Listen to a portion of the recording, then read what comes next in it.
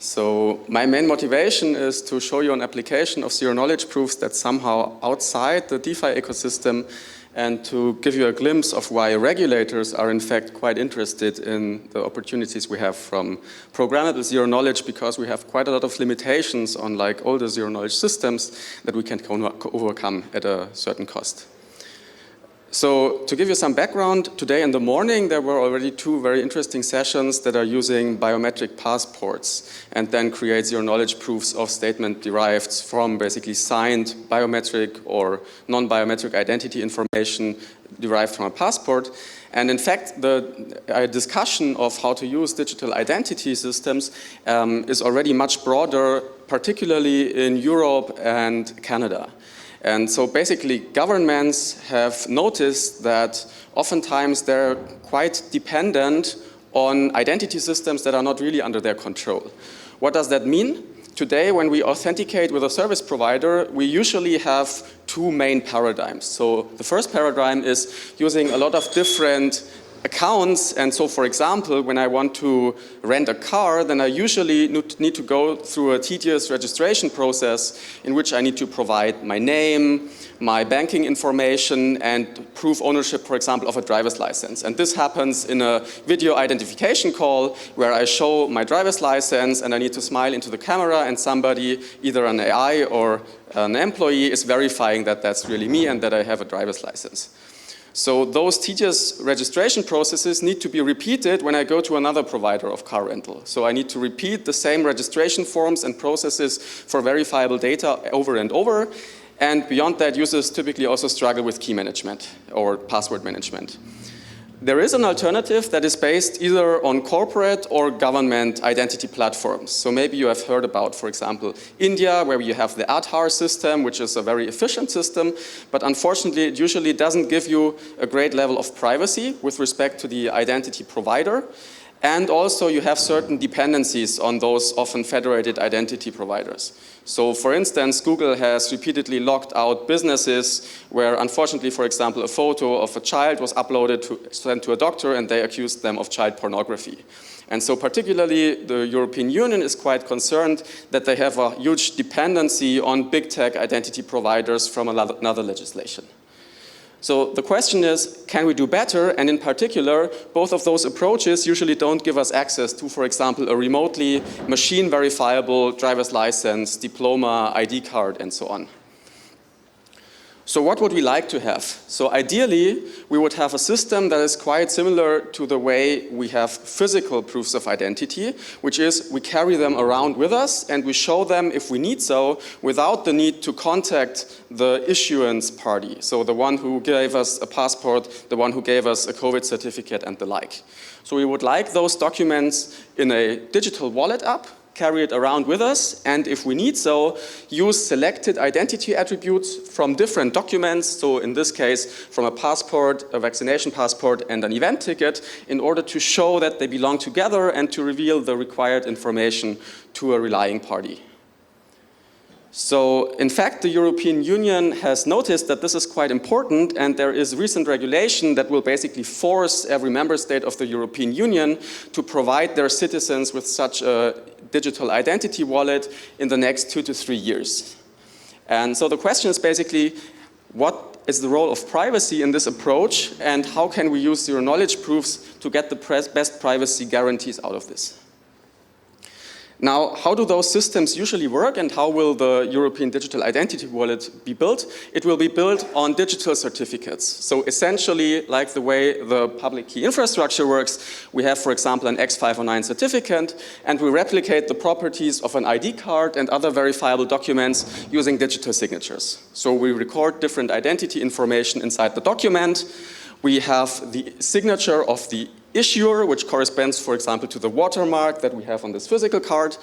And we usually also have a binding key, which we use to make sure that only the authorized holder is the only one who can present this document. So to have some information asymmetry, we have a cryptographic key pair, and we record the public key of the holder inside this digital certificate. So how do we usually present this? Probably most of you have seen this before. So we have a verifier, a relying party. The holder has this digital certificate and the private binding key. And so in order to prevent replay attacks, the presentation usually starts with the verifier specifying a challenge and specifying a set of identity attributes they need and the restrictions that those need to satisfy. So for instance, that they only want to have the first name and the last name that is signed by a public institution they know, so by specifying the public key. And then the holder will sign this challenge with this private key, send over the whole digital certificate to the verifier, and the verifier will check, A, is this properly signed, and B, does the signed challenge correspond to the binding key that is recorded here. Does this make sense so far, or are there any questions? So this is probably well known to most of you. In fact, it's a little bit difficult because usually regulators also require revocation methods. So if you're caught driving drunk, your driver's license needs to be revoked, and this needs to be publicly announced because nobody can force you to delete all the copies of the documents you have. And we usually also have a kind of a hierarchical issuance. So for instance, my ID card would not be signed by the government directly, but by some municipality who is certified to be allowed basically to issue this with another credential or certificate they have on their own.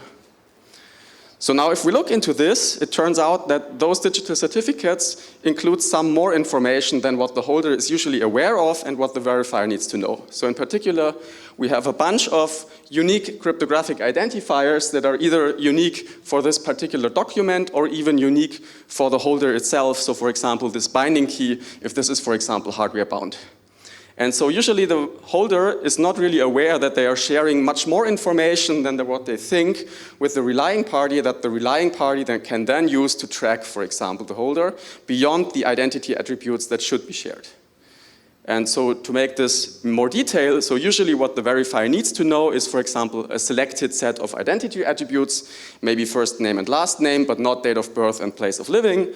And there is a feature that is called selective disclosure that is, as we will see, not too difficult to achieve technically, that the verifier should have the opportunity to request only certain selected identity attributes, and the holder can be sure that they only share this data. But there is a lot of privacy issues that go beyond selective disclosure. So for instance, we often want to have range proofs. So this is a commonly cited example where instead of receiving the true date of birth of the holder, the verifier just wants to make sure that they are older than 18 or 21 for an activity. We have linkability through the value of the digital signature. So in fact, by seeing the digital signature, of course, the verifier can check that the document is valid, but they can also use the value of the digital signature to recognize another use of this certificate. So this is more than what the verifier really needs. We have the same for the holder binding. So instead of just learning that the holder was able to, for example, create a signature that shows that they are the owner of the certificate, the verifier also learns the value of the public key, which is correlatable. We have the certificate expiration date that is potentially linkable. We have the revocation ID of the certificate, which is again a unique identifier of the certificate. And we also have basically the certificate chain for the issuer, which can also be sensitive because, for instance, if I show you my ID card to prove that I'm German, but you see which municipality has issued my ID card, you can infer where I'm living. So we see that there's a lot of excessive information that A, the verifier doesn't strictly need in order to achieve its goals, and B, about which holders are usually not aware if they share this information, because on their mobile phone, in their wallet app, they will see, please share your first name and their last name, but they will not be aware of all the cryptography under the hood, which may share more linkable information. And so what we see currently in the EU is that this privacy gap is getting attention from multiple sides. So of course we have technical researchers who know about the properties you can achieve with your knowledge proofs, who say, well, this privacy is suboptimal and we could do better. There is social arguments why this is preferable because we want to avoid surveillance potential from governments and corporations. We have certain citizens' expectations, and if citizens become aware that they share more than they see, they will probably hesitate to adopt the solution which is against the interest of the regulator. And we have even legal arguments why doing better is necessary, because, for example, the European General Data Protection Regulation mandates to engage in data minimization if it is technically possible, and obviously if we share additional identifiers that are not strictly needed, this is more data than is strictly needed, so it contradicts data minimization, and basically it violates also the consent requirement that you have for a user, so basically they need to be aware of which data they are sharing. And so basically legislators have become aware of these issues, and so fortunately in the regulation that mandates the use of digital identity wallets by European member states, we have explicitly mentioned unlinkability and the use of zero-knowledge proofs. We will see to which extent this will then be in the end implemented, but at least this is basically an amendment that was demanded by the European Parliament, and in the very last revisions of the eIDAS regulation, this has been built in. The question is, how can we achieve this? So today we have quite good privacy-preserving identity solutions out in the wild. So for instance, the German eID achieves all of those requirements that I previously told you, but not on a certificate-based approach, but on a hardware-based approach. So essentially, we have a secure element inside this ID card. And if I want to reveal my identity to a service provider, then we will have first a step of chip authentication. So basically, there is a private key stored on my ID card, which is the same as on 10,000 other ID cards. It will basically prove to the relying party that it is a legitimate ID card, and after that step in the authenticated channel, it will only symmetrically encrypted answer to certain questions. So for instance, tell me your first name and tell me if your age is older than 18 or not. So this was designed because it is a quite efficient way of achieving data minimization, and it avoids sending signed data to the verifier, which the verifier could then use, for example, to sell authentic data on the black market, which would then cause problems from a security perspective because it allows for social engineering. Yeah, so this is a privacy by design solution. Unfortunately, it doesn't really scale to the broad number of identity proofs we aim to support. So I don't want to carry around a plastic card for my ID card, for my driver's license, for my digital diploma, for my library membership card, and so on.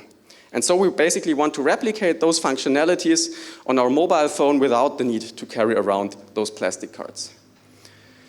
I already told you that we can do so with digital certificates, and in fact there's a nice document by the basically standardization body of the European Union that summarizes all of those different approaches with significant opportunities to improve the zero-knowledge part. So if you're interested, maybe reach out and we can together improve this.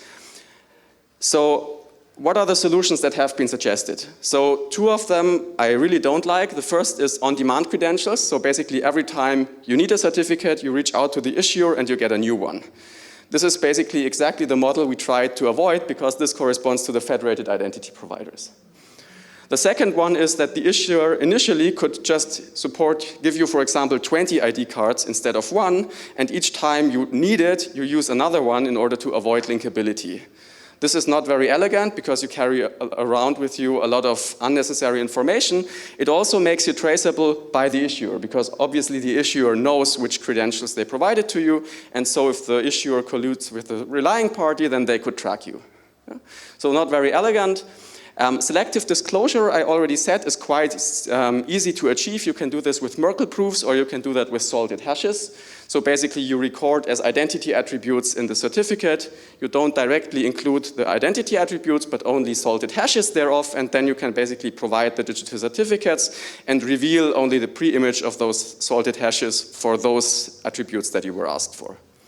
So this is quite easy, and this is basically now what is mandated in the implementation of the European digital identity wallets. So there are JSON selective disclosure and ISO MDoc, so digital driving licenses, which have been standardized many years ago, that will be implemented. We can also implement range proofs with some interesting and elegant constructions like, for example, hash chains, but unfortunately none of those solutions gives us unlinkability because all of those solutions I showed to you will reveal the issuer's digital signature, the holder's public binding key, and the revocation ID to the relying party because we still send over the whole certificate. And so this is basically where what is called anonymous credentials come in, and those are zero-knowledge proof-based attestations which allow us to achieve unlinkability as well. So sometimes some of you may know this also as attribute-based credentials. Those have been implemented for quite some time, so they were initially developed the first time in a practical way by Kraminic and Lisanskaya. There has been an improvement that basically goes to elliptic curve cryptography from RSA-based cryptography to make proofs even shorter and proof generation even faster. They're amazing because proof generation is really fast, so they are Sigma protocols, this is not SNARKs, and they have recently been developed in a lot of large-scale pilots, both in Canada, the US, and also in Europe. So with large industry consortia of around 50 companies and several government institutions, they have been developed, and there are wallets, for example, also by Matter and by Lissy, so maybe you have heard about those projects. So they probed anonymous credentials at a large scale, and those anonymous credentials can indeed achieve unlinkability, so they only create a proof of knowledge of the issuer's signature without revealing the value of the signature, and a proof of holder binding, so the knowledge of the corresponding private key without revealing the public key, but only proving that this is part of the credential. So this all looks nice. The bad thing about this is things get pretty complex. So this is all quite niche cryptography, so for example, equality of committed values. And if you look at the specification of the Hyperledger Anon creds, which are used in most of those projects, you see that this is getting quite long and quite tedious just to achieve verification of knowledge of a signature, a private key, and non-revocation. And so, by the way, this is the protocol specification, this is not the security proof. So you can imagine that there will be bugs, and in fact, one has already been found. So this doesn't scale very well. We also have additional problems when we want to use those implementations in the wild. So on the one hand, revocation doesn't really scale. So if you think about it, you really need herd privacy on revocation, where a revocation list and the proof of inclusion or exclusion refers to a collection of millions of credentials. Because anything that gives you less herd privacy will fail once you combine multiple credentials in one presentation, because then the combination of basically slots in the revocation registries will become a unique identifier for you.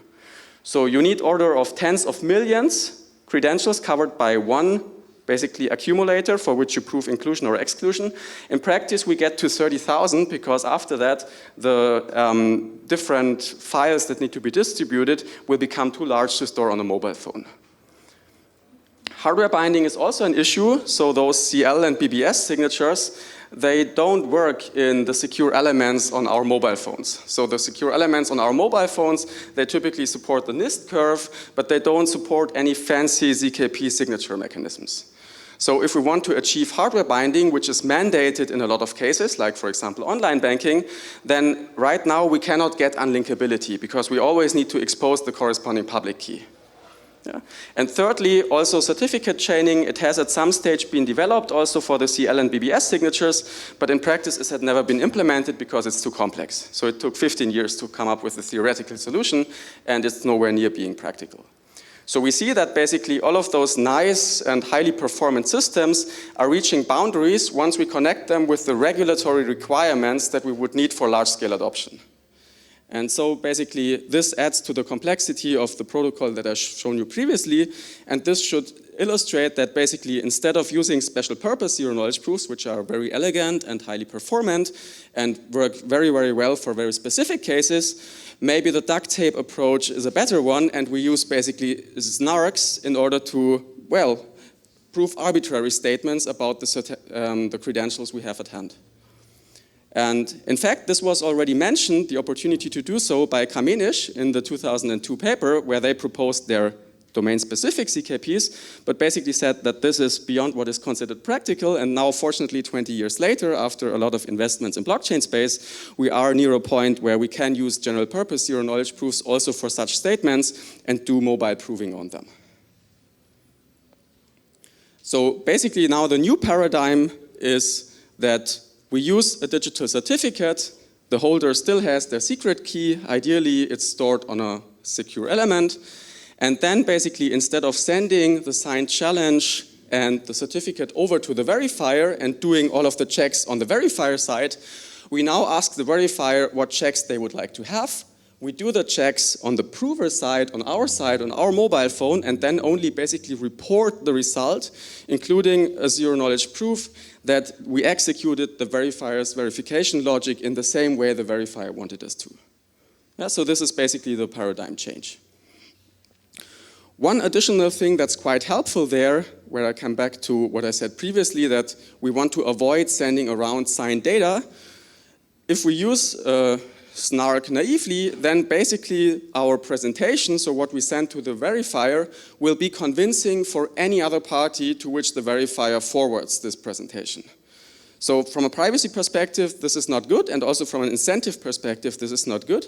But in fact, with a SNARK, we can quite cheaply access a solution that has been proposed by Vitalik to make basically the proof designated verifier, in the sense that only the verifier will be convinced, and if they forward the data, nobody will be convinced.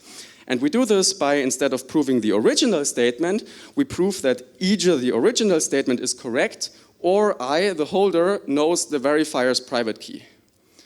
The verifier, of course, knows that they protected their own private key, so they can be sure that I don't know the private key, and therefore my originally intended statement must be the correct one.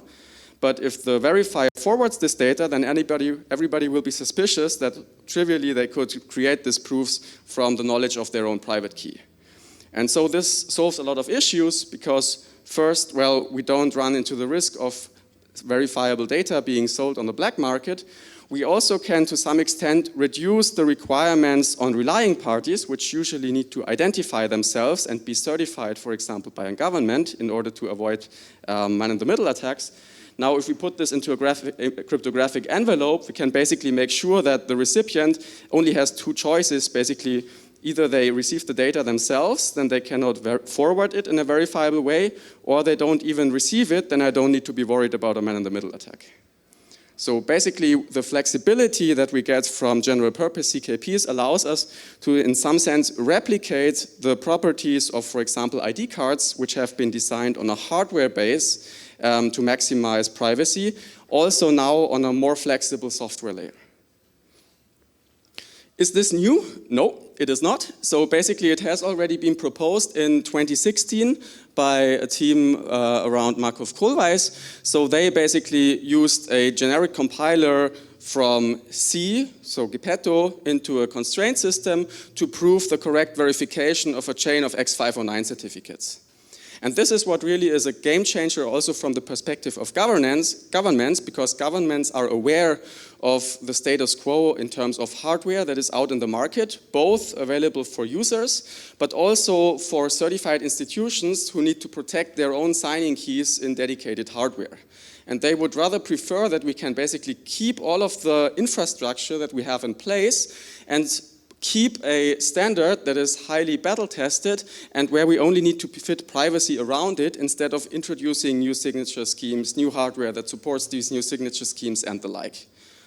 And so the ZK-SNARKs paper goes into a similar direction. They didn't look a lot into hardware binding, but basically both those works consider ZK-SNARK-based anonymous credentials, which oftentimes people working in anonymous credentials find confusing, because there is a lot of more efficient approaches, but unfortunately they can't really incorporate all of the regulatory requirements and the legacy hardware requirements that we are facing. What are the next steps that usually I'm discussing, for example, with regulators? So one of them is, of course, how fast is SNARK proving on a mobile phone? And it turns out that if you use CK-friendly signatures and hashes, this is not really a problem. So you can verify a lot of signatures within 1 second on a mobile prover. But however, if you want to have, for example, an ECDSA signature and SHA-256 hashing, this can take like 30 seconds to a minute on a mobile phone, which is, well, not as bad as you may expect, but still not good enough to satisfy a typical user. So we need more work on that, and we need to incorporate recent research, for example, also with the binary fields, where we can have maybe more efficient, for example, SHA-256 hashing. One issue that's also often considered is outsourcing proof generation. So there is quite interesting research papers that would allow, for example, your computationally bounded mobile phone to only do some initial blinding of your private inputs, then outsource the proof generation to a server, and then basically unblind the resulting proof that you get back, and therefore you can outsource around 90 to 95% of the computation.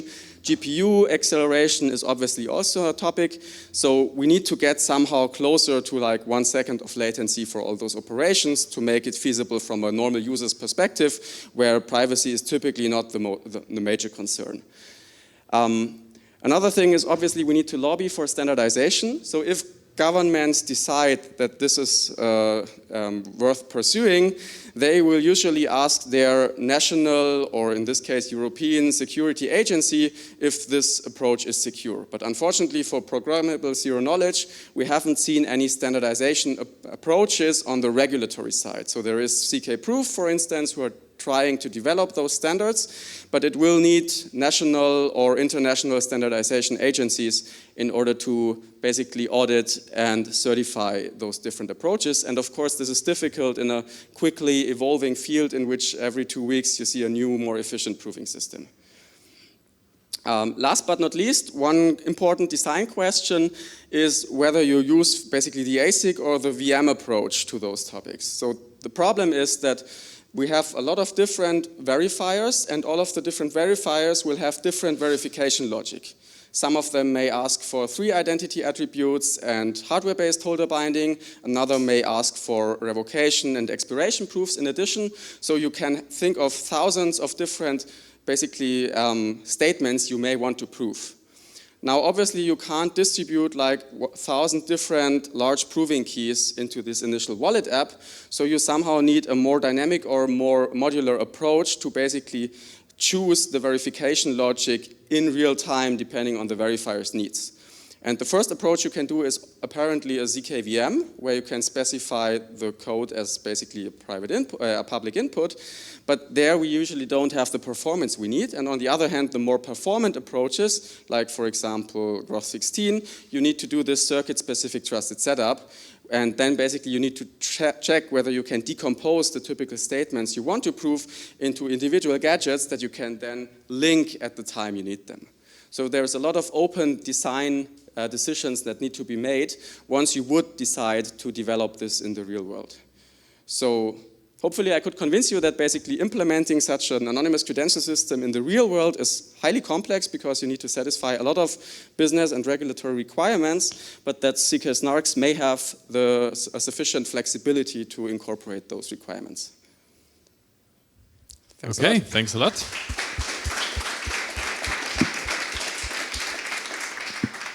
Do we have any questions for Johannes?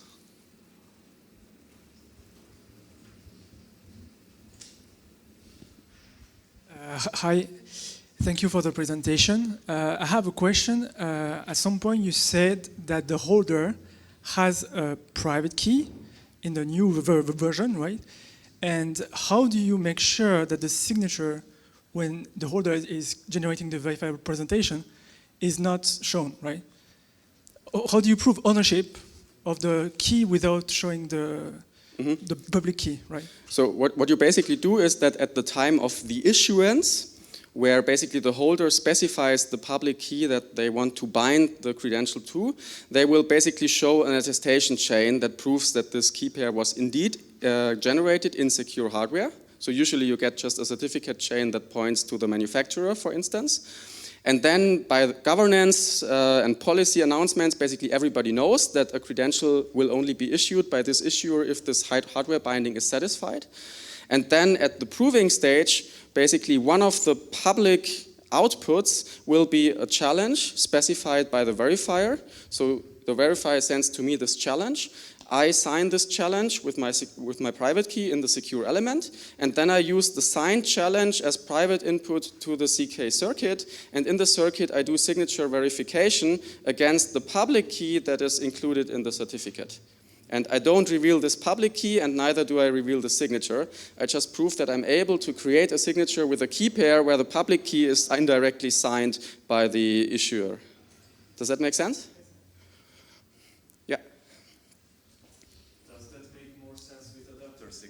It's kind of sounded to the same logic to me here. So instead of verifying it with ZK, like I present an encrypted signature with an adapter version, so an adapted signature, I'm kind of sure it's also easier to actually generate on chip cards. So because you can do them more easily than to storing with the large constraints and stuff. So doesn't that wouldn't that make more sense with adapter versions? So I'm not familiar with this approach, so I'm happy to discuss it. So from what I've seen thus far is that most of the more efficient alternatives either don't work with hardware that is deployed in the wild because they only support a very narrow set of signature mechanisms, and you don't want to wait for 15 years until all the mobile phones in the market will have a new generation of secure elements that support those new primitives. Or they are quite challenging to combine with like the other quite generic statements you may want to support, and therefore rather than like tailoring 5 different cryptographic primitives that are highly specific but more performant, rather opt for the more generic and less performant approach to avoid like needing to audit 5 different stacks and rather stick with the one stack. Okay, I think we have to wrap up here. I'm sure Johannes is still available during the break to Certainly. discuss your questions. So yeah, thanks a lot everyone and see you after the break. Thank you.